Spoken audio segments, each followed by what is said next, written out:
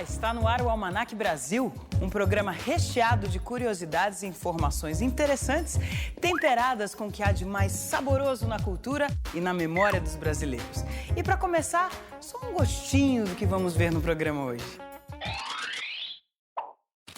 A criatividade brasileira é conhecida no mundo inteiro. Nossos inventores são mais inventivos do que você imagina. A camélia, que enfeita nossos jardins, já foi símbolo de um movimento social que mudou a nossa história. As saborosas histórias de Ariano Suassuna. E mais, lembranças de um caipira inesquecível que divertiu multidões. As datas mais curiosas da semana. Como é que se faz um brinquedo que marcou a infância de muita gente?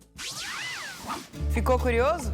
Então vamos curtir tudo isso e muito mais. E para começo de conversa, você por um acaso conhece a origem da palavra almanac? Almanac é uma palavra de origem árabe e significa lugar onde o camelo se ajoelha. Eram paradas onde os beduínos, durante o pouso das caravanas, se encontravam para conversar e trocar ideias.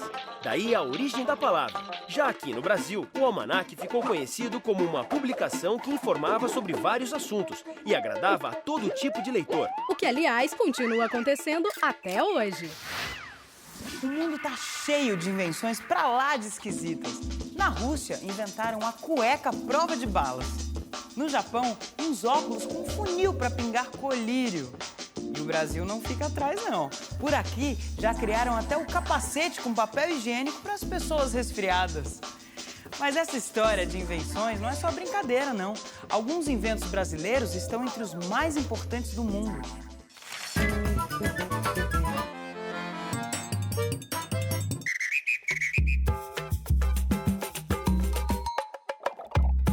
O patrono de todos os inventores brasileiros é Alberto Santos Dumont, conhecido como o pai da aviação. Generoso, ele nunca patenteou suas criações, ofereceu-as como presentes para a humanidade. Entre os inventos não muito conhecidos de Santos Dumont está uma curiosa catapulta salva-vidas, que arremessava boias para pessoas se afogando. E além de máquinas e engenhos, ele também tinha seu lado fashion. Inventou, por exemplo, sapatos com saltos disfarçados para aumentar a baixíssima estatura. O grande inventor tinha apenas 1,52 m. Criou também a moda do colarinho alto e até uma capa forrada de seda para ir à ópera. O instinto inventor sempre acompanhou o brasileiro. Um ano antes de Guglielmo Marconi ficar conhecido como criador do rádio, Padre Landel de Moura transmitiu sua própria fala da Avenida Paulista para o Alto de Santana. A imprensa deu destaque para o feito, mas o padre foi chamado de bruxo, impostor, louco. Desiludido, o pároco abandonou os experimentos e tudo mais a que teria direito. Outro padre que gostava de uma novidade era o paraibano Francisco João de Azevedo. Em 1861, ele inventou uma máquina que escrevia. Foi até premiado por Dom Pedro II. Mas, no ano seguinte, durante a Exposição Internacional de Londres, o Brasil preferiu expor café, madeiras, borracha e outras matérias-primas, deixando o invento de lado. O padre nunca foi acreditado como um legítimo inventor da máquina de escrever. Já outro inventor brasileiro se deu muito bem. Em 1922, Conrado Wessel descobriu uma nova fórmula para a revelação fotográfica. O Olha o Passarinho nunca mais foi o mesmo. Sem perder tempo, patenteou a invenção e fundou a primeira fábrica de papéis fotográficos brasileira. Ganhou muito dinheiro ao vender a patente para a Kodak. Ah, e quantos corações continuaram a bater no mundo inteiro por causa de Euríclides Zerbini. Em 1971, ele inventou a válvula coronária. Agora, se o coração bater de saudade da mulher amada, é só telefonar para ela de um orelhão. E isso devemos a Nelson Bardini, que em 1978 inventou a tecnologia dos cartões telefônicos.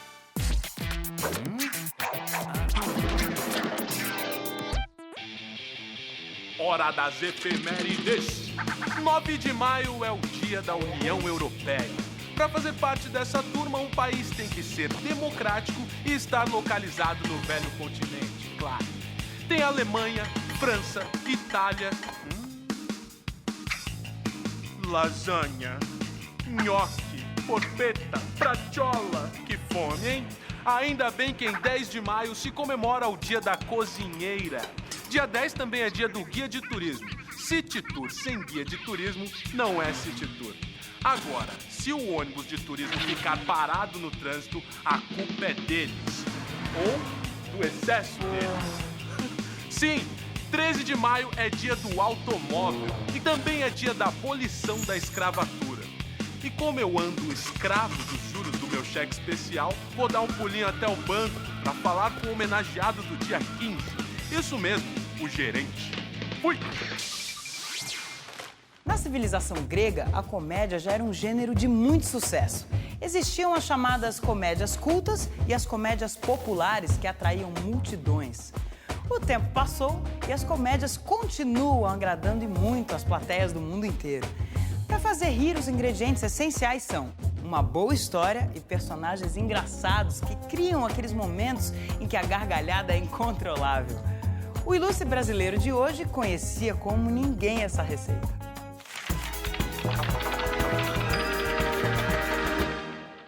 Com 14 anos, ele foi trabalhar como assistente de um faquir, mas descobriu que, em vez de ajudar o patrão a sofrer, preferia fazer o público rir. Foram 4 anos viajando com o Circo La Paz. Depois vieram os programas de rádio, de televisão, os filmes. Amácio Mazzaropi fez sucesso no Brasil inteiro com a criação de um tipo inesquecível. Um caipira urbano, um malandro do interior. Foi o jeca mais famoso do cinema brasileiro. Ô, Beto, você não vai começar, né? Vai, Anjinho. Merecia. Vai, Azagranel. Mas não é possível. Continua pra tu ver. Lançava um filme por ano, sempre no dia 25 de janeiro, em homenagem ao aniversário de São Paulo. Por gratidão ao dono do cinema que o apoiou no início de carreira, todos os lançamentos aconteciam no Cine Arte Palácio da Avenida São João. Mesmo com o sucesso no cinema, até o fim da vida, Mazzaropi continuou a se apresentar em picadeiros de pequenos circos. Era só ali que ele sentia a reação do público diante da sua arte.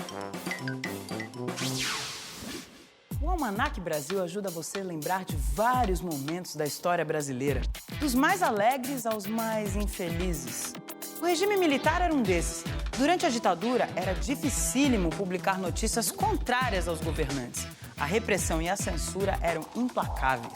Mas implacável também era a determinação dos que queriam manifestar sua opinião. As estratégias eram tão criativas que colocavam até a mãe no meio.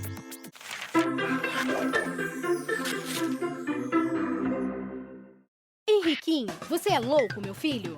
Foi assim que Dona Maria da Conceição, a mãe do Enfio, reagiu a um de seus textos publicados na revista Isto É. Em 1977, durante o governo do General Geisel, o cartunista começou a escrever uma coluna chamada Cartas à Mãe. O tom do texto era intimista e parecia mesmo uma carta de um filho para a mãe. Mas Enfio usava o espaço para criticar o governo e cobrar a volta da democracia. Só que Dona Maria ficava apreensiva com as maluquices que o filho escrevia. Achava que as cartas ainda iam causar problemas. Enfio prometia se comportar e jurava que só iria criticar a seleção brasileira. Só que sendo um filho arteiro e um cartunista contestador, ele nem lembrou de futebol na carta em homenagem ao Dia das Mães daquele ano. Ao lado de fotos de uma sorridente Dona Maria, Enfio revelou o desaparecimento de mais de 90 mil filhos na mãe América Latina. Agora você vai precisar de habilidade e destreza. E também de uma fieira para poder brincar com ele. Será que você já sabe do que eu estou falando? Antigamente, o peão era um dos brinquedos preferidos da garotada brasileira. Em algumas cidades, ainda hoje, muita gente mantém a tradição e adora rodar o peão.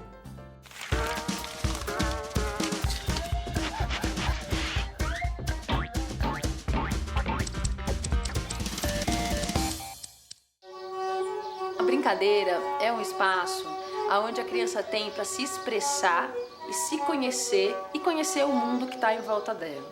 A brincadeira começa quando ela decide que ela quer fazer um brinquedo.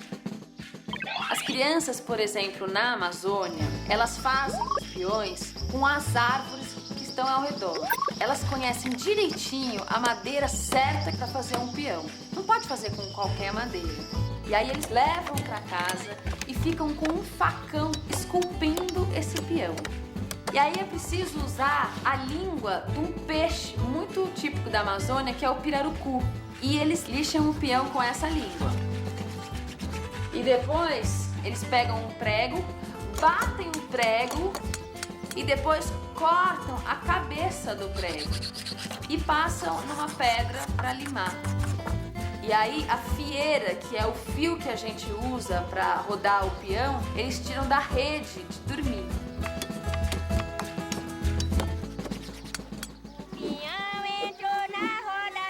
Peões são feitos com o que você tem ao redor. Esse é um peão que é feito da tampinha do detergente. Esse é um peão que é feito de cabaça. E aí a gente vai fazer com um canivetinho de ponta uns furos nele. Aí vou pegar essa varetinha e vou tentar passar aqui. Tem que ser um furo pequeno para sua varetinha passar, mas vir difícil assim, vem raspando mesmo. Agora a gente vai ter que lixar essa boquinha aqui e aí fazer um som mesmo na hora de jogar. O peão, ele tá pronto. Se o peão estiver bambando demais, aí você tem que cortar um pedaço aqui. A gente vai rodar o peão desse jeito e não desse. Então a gente enrola o fiozinho, pega a madeirinha e passa o fio no furinho da madeira. Todo esse processo faz parte do ciclo da brincadeira inteira. Então não tem graça guardar. Tem graça sempre começar tudo de novo, o ciclo desde o início.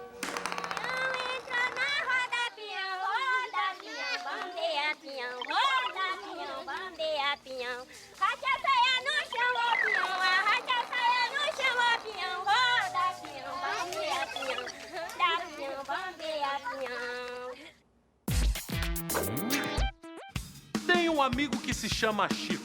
O Chico faz show e se não chove no show do Chico, o Chico dança chique-chique. Repita comigo. Se não chove no show do Chico, o Chico dança chique-chique. Mais rápido. Se não chove no show do Chico, o Chico dança chique-chique. Isso, agora mais rápido e dançando. Se não chove no show do Chico, o Chico dança chique-chique. Se não chove no show do Chico, o Chico dança chique-chique. Agora de trás pra frente. O Chico dança chique-chique. Se não chove no show do Chico, o Chico dança chique-chique. Se não chove no show do Chico, o Chico dança chique-chique. Não é que choveu? Chico. Ô, Chico. O Almanac Brasil tem o Brasiliômetro, um autêntico medidor de brasilidade que testa os seus conhecimentos sobre o nosso país e a nossa cultura. Vamos ver se você dá conta do desafio de hoje? A resposta vem depois do intervalo.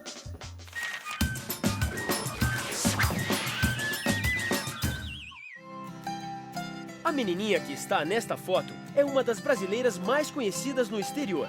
Gaúcha nasceu em 1980. No começo da década de 90, se mudou para São Paulo e entrou para o mundo da moda. Fez participação especial no filme O Diabo Veste Prada. Difícil, hein?